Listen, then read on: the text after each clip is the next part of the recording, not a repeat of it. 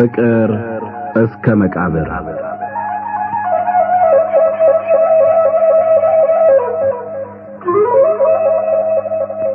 ደራሲ ሐዲስ ዓለማየሁ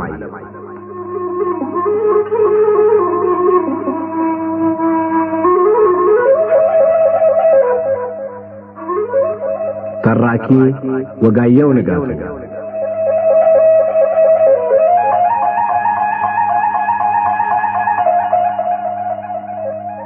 ፍቅር እስከ መቃብር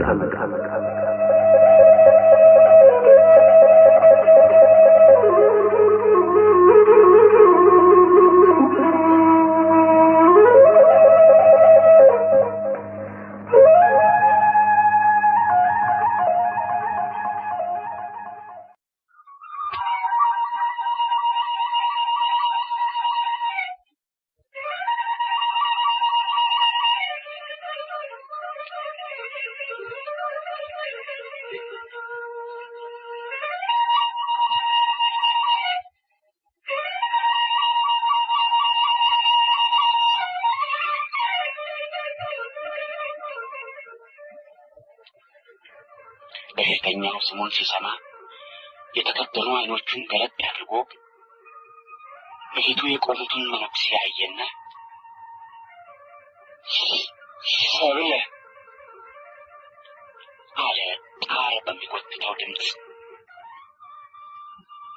ምንም ደበሎ ለብሳ የደበለው ቆብ ደፍታ ልትደርስበት ትችላለች ተብሎ በማይገመት ቦታ ብትገኝ ምንም ደሟ ደርቆ ስጋዋ አልቆ የሳሳ ቆዳዋ ባጥንቷ ላይ በማሸገ ተለጠፈ ይመስል ምንም የሰብለ ጥላ እንጂ ሰብለ ባትሆን ምንም ውበቷንና ደምግባቷን ራብና ጥም መንገላታት ቢቀሟት ምንም እንኳ ሰብለን ሰብለ ካደረጋቱ ሁሉ ከመንፈሷ ውበትና ብርታት በቀር የተረፋት ነገር ባይኖር በዛብህ አይኑን ገለጥ አድርጎ ሲያያት ወዲያው አወቃት።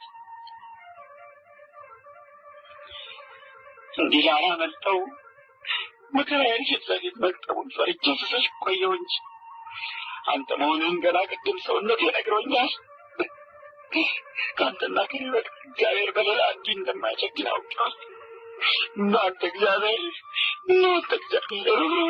ይቅር ባይ ነህ ትባላለህ። የት ኖርናል? ምን አለ? ምን አልኩ? እግዚኦ እያለች እየጮኸችና እንደ እብድ እየለፈለፈች ስትወድቅ ስትነሳ በዛብህ የተኛበትን አልጋ እየዞረች አንድ ጊዜ ራሱን አንድ ጊዜ እግሩን እያቀፈች ስትስም እንባዋን እያጎረፈች እየወደቀችም እየተነሳችም እግዚአብሔር እዛ ፊቷ እንደቆመ ሁሉ አይኗን ፊት ለፊት ፍጥጥ አድርጋ እሱን ስትወቅስና ስታማርር ደግሞ ተመልሳ በበዛብህ ላይ እየወደቀች እግዚኦ እያለች ስትጮህ ዋ ልጄ ከንበል ያርገኝ ሞተ አረፈ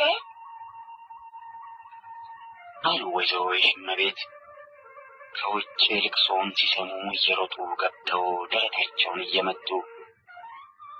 ነገር ግን ወደ በሽተኛው ቀረብ ብለው ቢያዩ እሱም ያያል፣ ይንቀሳቀሳል፣ አልሞተም። ምንድነው ነገሩ? ምን ሆኖ አባቴ አመመው? አሉ ሰብለን በበዛብህ እግር ላይ ወድቃ ከምታለቅስበት አንስተው። እኔማ ምን ሆናለሁ? ይህን ሁሉ ለኔ ባደረገው ማደና ነበር። ይህን ሳላው ብሞትማ መልካም ነበር።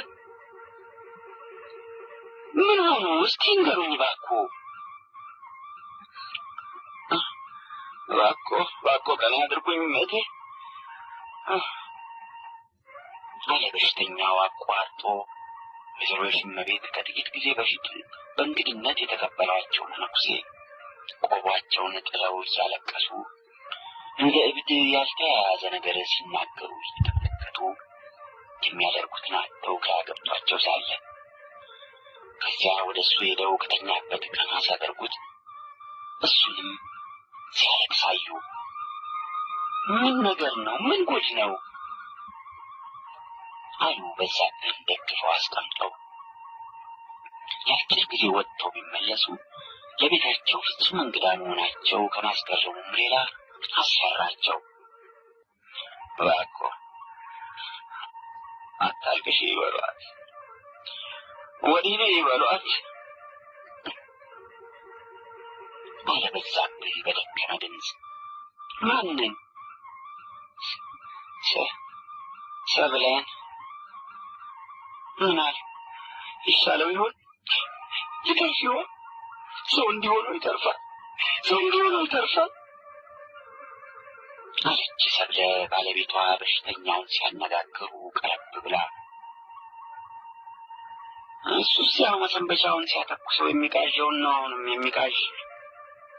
አተኩሶት ሲቃዥ ከሰብለ በቀር ሌላ ቃል ካፉ አይወጣም። ሰብለን ጥሩልኝ፣ ሰብለ ታንሳኝ፣ ሰብለ ታስተኛኝ፣ ሰብለ ትደግፈኝ እያለ እሷን ስም ብቻ እንደ ጠሎት ሲደግም ነው የሰነበተ። አሁንም እንደዚያው እንደ ልማዱ ሰብለን ጥሩልኝ ነው የምለው። አተኩሶት መቃዠቱ ነው። ይህች ሰብለ የሚላት ምን እንደሆነች ከእሱና ከእግዚአብሔር በቀር የሚያውቅ የለም። አሁን ግራ የገባኝ የእሱ ብለው ሊጠይቁ ያሰቡትን ሳይጠይቁ ሰብለማ እኔ ግለቢሷ ይህ ቁሟ ነኝ፣ ባለቃል ኪዳኑ ነኝ። እውነት እባክህ ይተፍ ይመስሎታል፣ ሰውን ይመስሎታል። እስኪ እግዚአብሔር ያሳየው እምነት። ሰው በሰው እንዲህ ይጨክላል። ልብሱን ደፋው፣ ገንዘቡን ዘርፎ ብትወዱ ይላል። ዘመድ አልገደለባቸው፣ ሚስት አይካፈላቸው፣ አይተውት እንኳ አያውቁ። ለምን እንዲጨከሩበት? ሰዎች አይደሉ፣ የሚወዱትና የሚወዳቸው የላቸውም አለች ሰብለ አቋርጣ እንባዋን እያጎረፈች። ወይዘሮ የሽመቤት የሚናገሩት ቅጡ ጠፍቷቸው እንዲያው ፍዝዝ ብለው ሰብለን እየተመለከቱ ዝም ብለው ቆሙ። ደህና ነኝ እኮ ደህና ነኝ እኮ፣ አይዞሽ፣ ደህና ነኝ፣ ነይ ነይ እዚህ ተቀመጭና ደግፊ ነይ አለ በዛብህ። አንዳንዱን ቃል መጨረስ ልክ እንደ ክፉ ዳገት አድክሞት መካከል ላይ እያቋረጠ እያረፈ፣ ከዚያ አልጋው ላይ ወጥታ እያለቀሰች ደግፋው ተቀመጠች። ወይዘሮ የሽመቤት ምንም እንኳ የበዛብህና የሰብለን ታሪክ በሙሉ ባያውቁም የዚያን ዕለት ሁኔታቸውን በማየት ብቻ ስክት ብለው አለቀሱ። ትንሽ ቆይተው ቀሚስና ኩታ ሰጧትና ልብሷን ለወጠች። ወደ ማታ በዛብህን የተሻለው መሰለ። ሰብለን ለመቀበል የቀረውን ያህል ትርፍራፊ፣ የቀረውን የሕይወት እንቅስቃሴ ከያለበት አንድ ላይ እንዳጠራቀመ ሁሉ በርታ ያለ መሰለ። እህልም ከመሰንበቻው የተሻለ በላ። በተከታዮቹ 2 ቀኖች ሲያነሱትም ሆነ ሲያስተኙት ራሱ ጭምር እየረዳ፣ አንዳንድ ጊዜ እንዲያውም ከሰብለ ጋር እየተጫወተና ለመሳቅም እየሞከረ ለልቧ የተስፋ ጮራ ሲያሳየው ሰነበተ። ከዚያ በ3ኛው ቀን እንደገና መድከም ጀመረ። የኃይል ትርፍራፊ፣ የሕይወት እንቅስቃሴ አንድ ላይ ቢጠራቀም ትንሽ ሊያቆይ ይችል እንደሆነ እንጂ ያኖራል አይባልም። የፍርፋሪ ፍርፋሪ፣ የእንቅስቃሴ እንቅስቃሴ የለውም። ያልቃል፣ አለቀ። በተገናኙ በ5ኛው ቀን ደግፋው እንደተቀመጠች እቅፏ ላይ አረፈ። በዛብህ በሞተ በ12 ዓመቱ አንድ የጎጃም ሰው አዲስ አበባ ሰንብቶ ወደ ጎጃም ለመመለስ ከአሽከሩ ጋር ጓዝን ከቀትር በኋላ በ9 እና በ10 ሰዓት መካከል ላይ ደረሰና እዚያ ከበቅሎ ወርዶ እንካ በቅሎን ይዘህ የምናድርበት ደህና ቤት ፈልገህ ስታገኝ ተመልሰህ እዚህ ቆየኝ ብሎ በቅሎውን ላሽከሩ ሰጥቶ እሱ ወደ ቤተ ክርስቲያን ገባ። ደጀ ሰላሙን እንደገባ መጀመሪያ ወደሚገኘው ጥድ ሄዶ ተሳለመና ጸሎተ ማርያም ከደገመ በኋላ ዝም ብሎ ቆሞ በዙሪያ ገባው ያለውን ይመለከት ጀመር። ይገርማል። ጎጃም ስመጥር የሆኑት ትልልቅ አድባራት ሁሉ ክዳናቸው ሳር ሆኖ እዚህ እንደ ጓጽዮን ያሉት ትንንሽ ደብሮች ቤተ ክርስቲያናቸው ብቻ ሳይሆን ዕቃ ቤታቸው ሳይቀር ቆርቆሮ ተገድሟል። ቆርቆሮውን መንግስት ሰጥቶ ይሆን ወይስ ሀገሬው አዋጥቶ መግዛት ይችላል? የሚጠይቀው ባገኝ ጥሩ ነበር እያለ በሀሳቡ ሲተች፣ አንቺ ታገኘው እባክሽ ወፍጮውን ቶሎ ጠግና አውጭልኝ፣ ፀሐይ ሳይበርድ እንዲደርቅና መገበሪያውን እንድፈጨው አለ አንድ ድምፅ። መንገደኛው ዘወር ቢል በስተቀኙ በኩል እሱ ከቆመበት አቅራቢያ አንድ መቃብር ቤት ደጅ አንድ መነኩሲት ስንዴ አስጥተው ይለቅማሉ። ጀርባቸውን ለመንገደኛው ሰጥተው ስለተቀመጡ ፊታቸው ሊታየው አይችልም። ነገር ግን ሽበት በርከት ብሎ ያሰረገው ጥቁራቸው ከኋላ በኩል ከቆባቸው በታች ስለሚታይ በእድሜ ጠና ያሉ መሆናቸውን ከሩቅ መገመት ይቻላል። እኒህ አቃቢቷ ናቸው። እስቲ ልሂድና ልጠይቃቸው፣ እሳቸው ሳያውቁ አይቀሩም አለና መንገደኛው ወደ መነኩሲቷ አመራ። እንዴት ዋሉ እማሆይ አለ እንግዳው። እግዚአብሔር ይመስገን፣ እንዴት ዋሉ ጌታው አሉና መነኩሲቷ አንድ ጊዜ ቀና ብለው እንግዳውን የውልብታ ያክል ባይናቸው አሳልፈው ወዲያው ወደ ስንዴ ለቀማው። ስንዴውን ከጉድፍ መለየት አቅቷቸው እንዲሁ እጃቸውን ተሰጣው ስንዴ ላይ ጣል አድርገው ገና ብዬ ልቆይ እያሉ ሲጨነቁ፣ እባክዎ አንድ ነገር ልጠይቆ እናቴ አለ መንገደኛው። ምን አሉ መነኩሲቷ ቶሎ ቀና ብለው አይናቸውን እንግዳው ላይ ተክለው። እሱም ማስተያየታቸው አስገርሞት ሊጠይቅ የፈለገውን መጠየቅ ትቶ ዝም ብሎ ይመለከታቸው ጀመር። ከዚያም አይኑን የመለሱ እንደሆን ያሰ ያመልጦታል እንደተባሉ ሁሉ እንዲሁ አይናቸውን ሳያውቁ ፍጥጥ አድርገው መንገደኛው ላይ እንደተከሉ ቀስ ብለው ተነሱና ማነህ አንተ? አያካሳ ነህ ወይስ ቃሻል? አሉ በያካራ ድምፅ።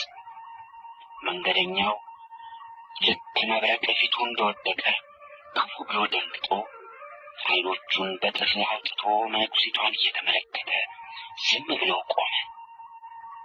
እንዴት ያለ ነገር ነው! ስሙን እንዲህ አድርጋ በእንዲህ ያለ ድምፅ የምትጠራው ሰብለ ነበረች። ብቻ እሷ ከሞተች 12 ዓመቷ አልፏል። የሰብለን የወዳጁን ድምፅ ለሚያረውት መነኩሲት ማን ሰጣቸው? ምን አይነት ነገር ነው? አይኑን አፍጦ እንደቆመ ትንሽ ሲያስብ ቆየና፣ አዎ ካሳ ዳምጤ ነኝ። እሱ ማን ነው? የምንተዋወቅበትን ዘነጋሁት፣ ይቅር ይበሉኝ እናቴ አለ። አያካል በሕይወት አለ። ሰብለ እኮ ነኝ፣ ረሳኸኝ ብላ እንባ እንደ መስከረም ዝናብ ደቦል ደቦል ሆኖ ፊቷን ሳይነካ እየወደቀ ክንዶቿን እንደ ክንፍ ቀኝና ግራ ዘርግታ አጎቷን ልታቀፍ ስትሄድ እሱ እንደ ተወጋ አውሬ ጓጉሮ ፊቷ ወድቆ መሬት እየነከሰ እግሯን እየሳመ ይጮህ እግዚኦ ይል ጀመረ። ወድቆ ከሚንከባለልበት ለማንሳት አቅም አጣች። ብትለምነውም ብታባብለውም አልሰማት አለ። ስለዚህ እሷም ቆማ ሁኔታውን እየተመለከተች ጮኻ ማልቀስ ጀመረች። ሰብለ ልጄ፣ እህቴ፣ እናቴ፣ አንጀቴ፣ አንቺ ነሽ እንዲህ ከሰውነት የወጣሽ፣ አንቺ ነሽ እንዲህ ምልክትሽ ጠፍቶ የተረሳሽ። እኔ ከሰውነት ልውጣ፣ የኔ ምልክት ይጥፋ። እኔ ልረሳ ልጄ ልጄ ልጄ እያለ እግሯን በእንባው እያጠበ ሲስም የእሱ ልቅሶ ያጣችውን ብዙ መልካም ነገርና ያገኛትን ክፉ ነገር አንድ ላይ አድርጎ በየእውነተኛ መልኩ አሳያትና እሷም እንደሱ ስቅቅ ብላ አለቀሰች። ከዚያ በየመቃብር ቤቱ ያሉት መነኮሳትና ልቅሶውን የሰሙት ሁሉ ተሰብስበው ሰብለና ጉዱ ካሳ የሚያለቅሱበትን ምክንያት ሳያውቁ እንዲያው የእነሱን አለቃቀስ በማየት ብቻ አብረው ሲያለቅሱ ብዙ ቆይተው ሲደክማቸው ለልቅሶ ምክንያት የሆነውን ነገር መጠየቅና ሰብለንም አጎቷንም ዝም እንዲሉ መለመን ጀመሩ። ጉዱ ካሳ ምንም እንኳ የሚገላግሉትን መነኮሳት ላለማሳዘን ለጊዜው ዝም ቢል እነሱ ከሄዱ በኋላ ሰብለን ባየ ቁጥር ሳጉን ማዋጥና እንባውን ማገዳግቶት እንዲሁ እንዳለቀሰ አመሸ። በኋላ ብቻ በእሷ መስማማትና ማባበል ብዛት ጸጥ እያለ ሄደ። ለመሆኑ ምንድን ነው እንዲህ ያደረገሽ? ብዙ ጊዜ ታመሽ ኖሯል? ምን ሆን? ደህና ነኝ እኮ አያካስ። ብዙ ጊዜ አስተኝቶ የሚያቆይ በሽታም የለኝ፣ ደህና ነኝ። አንዳንድ ጊዜ ብቻ ድንገት ብርቱ ድካም ይደክመኝና ወዲያው ራሴን አዝሎ ይጥለኛል። ከዚያ በኋላ አንድ ቢበዛ 2 ቀን ተኝቼ እነሳለሁ። ይሄ ብቻ፣ ሌላ በሽታ እግዚአብሔር ይመስገን የለብኝም። መቼ ጀመረሽ? ወዲያው በዛብህ እንደሞተ።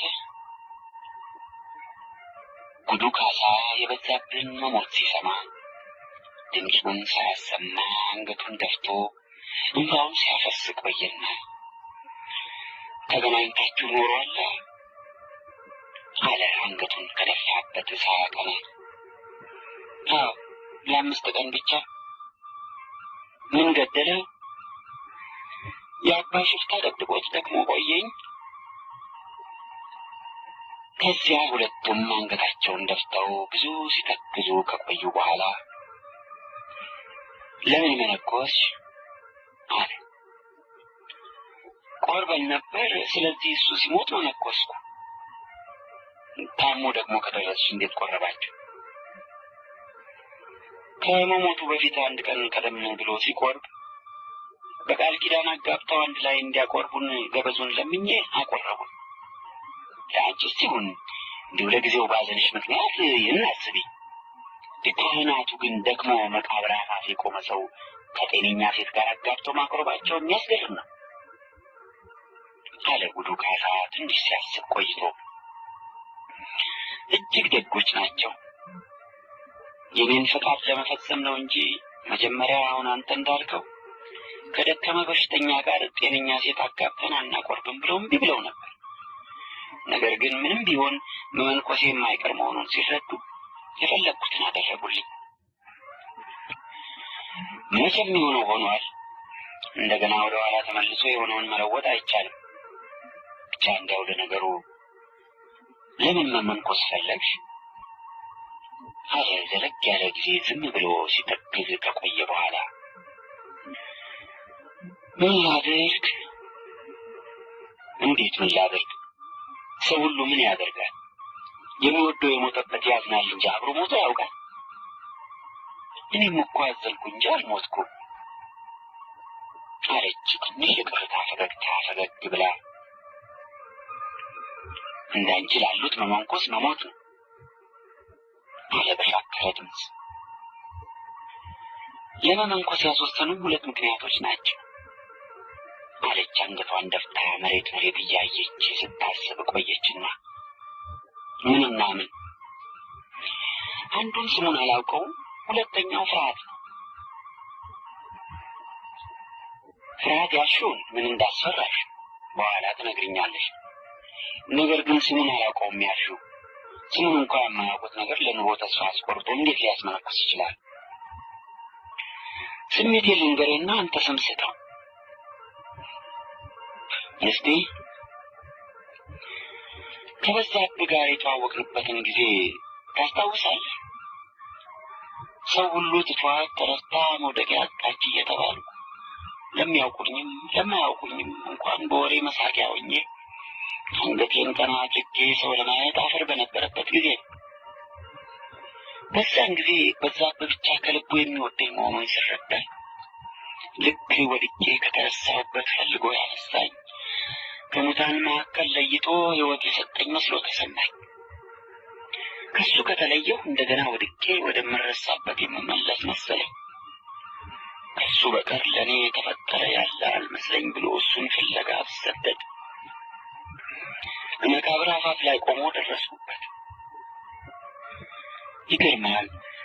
በቅፌ ይዤው ጣር ሲያንገላታው ይቆይና ትንሽ ሽልብ አድርጎት ሲካሽ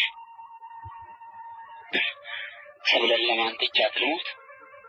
እልም አልሞትም፣ ከሰብለ ጋር እኖራለሁ